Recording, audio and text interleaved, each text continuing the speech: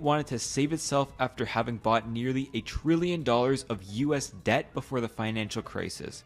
One of the reasons they lent so much was to artificially keep the Chinese yuan's value low to boost exports, playing into the factory plan. Another reason for rich Chinese to park their money outside of the Chinese banking system, with 5 out of 5 of their top foreign investment locations being tax havens. Yes, 5 out of 5, including the US. That banking system, dominated by 4 major state-owned specialized banks, 3 state-owned policy banks, and hundreds of local/rural banks, almost had a blind eye turned to it after the crisis. Total debt in the country had doubled in just 15 years to nearly 3 times the GDP. Reserve requirements, the amount of money a bank must hold on hand, have halved over the decade, meaning they have been freer to lend more. And local government bonds, debt fundraising at the village and city level, which basically didn't exist 10 years ago, have jumped to a third of GDP.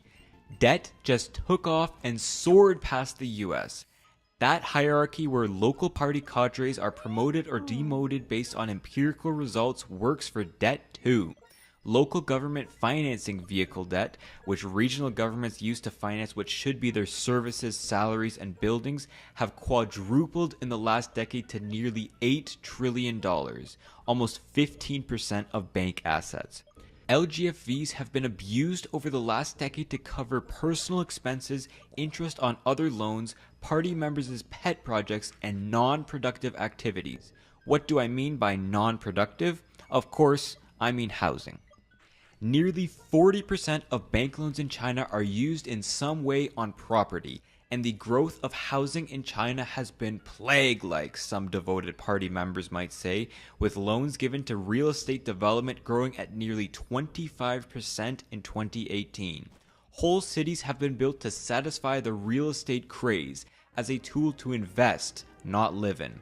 As a country ruled by a government still quite skeptical of business and finance, Chinese investors are wary of putting their money into stock markets which have regular crackdowns or bond markets which just don't pay that well.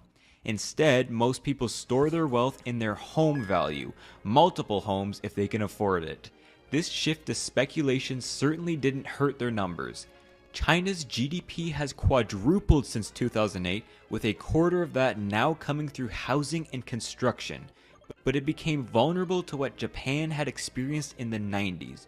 What if those house numbers, those vital, precious housing numbers that need to keep rising, go down? Housing as an investment is not a productive asset. It does not generate value besides the idea that someone will come along and pay more for it in the future. That's the return you get on it. And at a certain point of building too many houses, including tens of millions sitting empty for speculative purchases, the prices started to stagnate and the repayment costs just got too high for China's large developers to keep building these low return investments. Several companies were bailed out by the government after defaulting in the early 2020s. Waves of people demanded their money be taken out of shadow, not necessarily banks, after hints of their own defaults, and thousands of projects across the country remain unfinished. Beijing does not want China to be dependent on this property-driven debt boom. They started the 3 red lines policy to regulate the real estate market in 2020, cutting credit to China's largest property developers and playing whack-a-mole trying to cut these non-financial shadow banks down. No, it's the local governments which are driving this boom, as residents demand an investment tool and the governments themselves make much of their income, around 30 to 40%, through these land sales. A record number of LGFVs failed to repay their loans in July of 2023. 1 month later, China then allowed local governments to raise their own debt through special bonds, and with